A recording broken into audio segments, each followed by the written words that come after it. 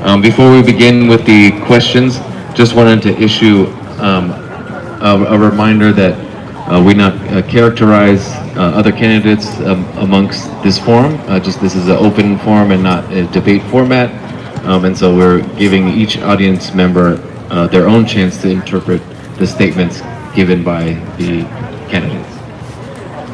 So we, as a reminder as well, we have a minute and 30 seconds for each of these questions, and they will be in different order randomly each time. Each candidate will respond to the same question, and these 5 were predetermined by Chinatown community members, and tonight we do not have the time to do questions from the audience. So the first question has to do with protection from displacement and cultural preservation. If you are elected mayor, what specific actions will your administration take to prioritize improving housing affordability in a neighborhood like Chinatown and reducing displacement pressure on existing residents? And for this round, we are beginning with candidate Hodge. 1 minute and 30 seconds. Thank you, Joshua. That's one of the most important questions that most Oaklanders believe to be central to this campaign. There's a few specific things that we need to do in terms of producing more affordable and very affordable housing, protecting the housing stock that we have now, and that includes renters, and then building on those 2 elements to preserve the housing that we have. So some specifics. We need to protect Oakland's 47%. There's 209,000 people who are rent burdened. We need to maintain and strengthen our just cause eviction framework for both landlords and tenants. We need to reinstate our mortgage assistance program for those people who want to buy their first homes. We need to maintain our Oakland rent adjustment at 3% cap and create an Oakland emergency network by combining Oakland Housing Authority with legal assistance to provide legal assistance for tenants who find themselves in need. The second piece is, and I'm looking for my timer, we good, producing 20,000 market rate and 20,000 affordable and very affordable homes by 2028. We need to make sure that we partner with the county. We need to make sure we partner with the county, with the state, for elements or proposals like the Black Hat proposal, which Barhai and others put forward back in March. That would create a $500 million pot of money for first-time home buyers in the community, an opportunity for nonprofit developers to actually participate in getting distressed properties and keeping those properties on the market. I mean, fundamentally, Oakland is a town of about half of us rent, half of us own our homes, and we need to have solutions that go to both. Thank you, candidate Hodge. And as a reminder, and I know this is tough because the timing is short and there's a lot to say, we are aiming to, when you see a signal that looks like this, that means trying to slow down for interpreters, and that's the best way that we can keep this event accessible to everyone attending. Thank you so much for your understanding. Next, same question, Council Member Candidate Raymond, please. I was centrally involved in pushing for the just cause eviction ordinance, which was passed many years ago.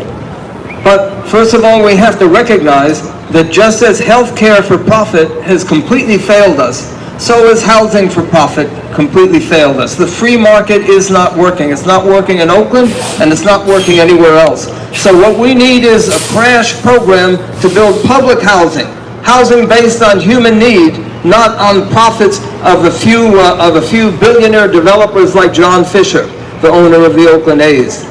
The second point is we cannot escape the question of the Howard Terminal project, so-called Oakland A's, which is going to be a financial millstone around the neck of Oakland for many years to come. It will massively raise the rents and gentrify Oakland.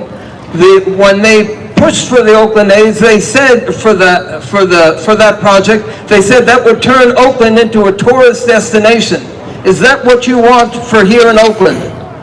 It's going to mean more privatization, it's going to mean higher rents, and it's going to mean less jobs, some of the few really well-paid union blue-collar jobs that exist here in Longshore.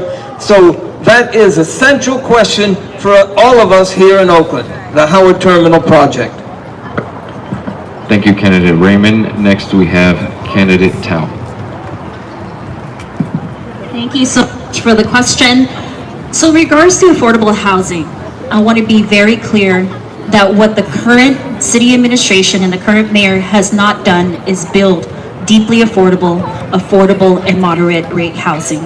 And so right now, as a legislator, I am planting the seeds so that when I become your mayor, I can start on day one to start implementing and building this deeply affordable and moderate rate housing. And I'm doing that through an enhanced infrastructure financing district. Because your next mayor, it's just not about the vision, it's about how do you pay for it and how do you execute and implement it. And I am the candidate who can implement and execute, but also know how to fund it. And that's how we're going to fund it, is through the EIFD. That's how we are going to pay for the development of deeply affordable and moderate rate housing. Also, through this funding, which will garnish our city budget millions of dollars, we'll use that to invest into cultural zones all across the city so that there is no pressure for us to make small Chinatown or Little Saigon or the Black Cultural Zone or any other zones, because we'll be investing more into it. We'll create places of identity so that we can actually be more robust and be the city to lead that charge, not only on the West Coast, but throughout the nation. Thank you. Thank you, candidate Tao. Next, we have candidate Reed.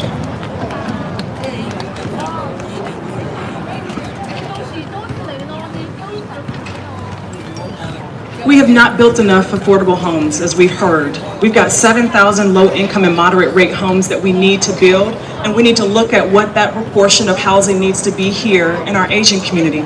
We know with our rental assistance that we were able to help over 100 Asian community members in our city, giving on average $10,000 for rental assistance. We need to invest more deeply into keeping our communities in their housing, preserved in their housing, and preserved in communities where they connect and have the services, the support, and the resources that are needed. And so as mayor, I will continue to invest more deeply to make sure that our communities can stay connected, where they live, where they have community, where their businesses are, where their family and their friends are. I have done that. We have 800 housing units coming up in the district that I serve now, and we need to do that more deeply with targeted investment to our communities and our communities of color. I believe that we do need to progress on the enhanced infrastructure district, where we can invest more money back into the communities that we are serving to increase the cultural arts, the cultural representation, the cultural legacy, the cultural history that's important to the diverse community that we have here. We're an Asian community here tonight, but that is felt all over this town. Making sure that we restructure as mayor where and how we invest in the funds that go into rental assistance, protecting our renters' rates that you're paying for those who have that, and making sure that we create more opportunities for you to be able to purchase a home with deeply affordable home ownership programs. Thank you. Thank you, candidate Reed. Next, we have candidate Jordan.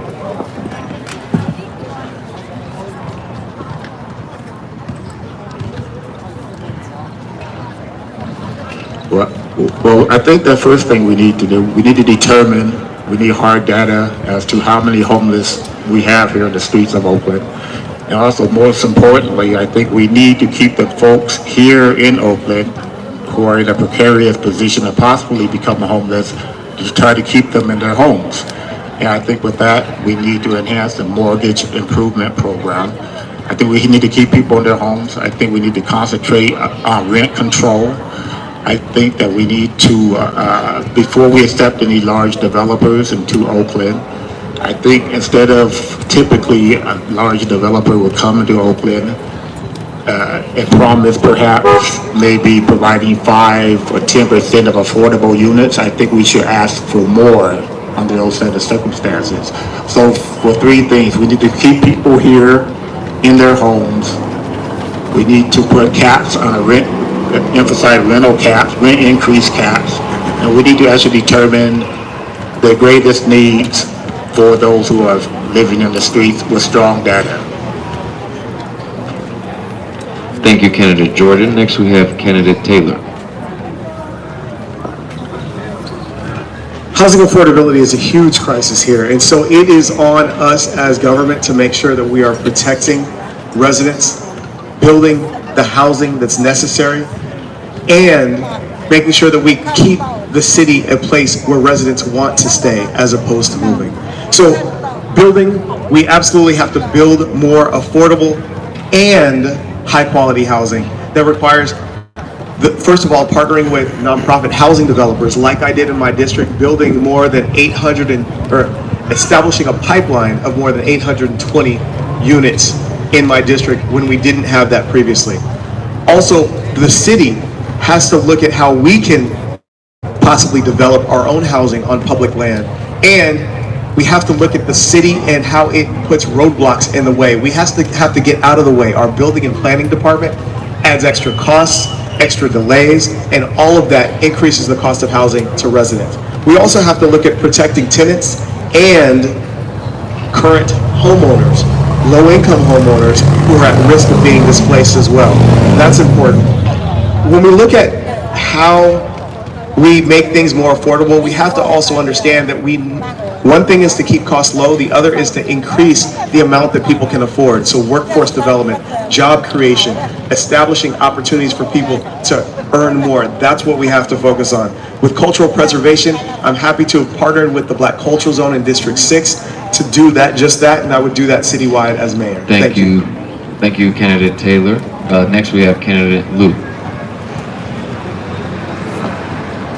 Hello, I'm a very wealthy landlord. I own commercial and residential properties.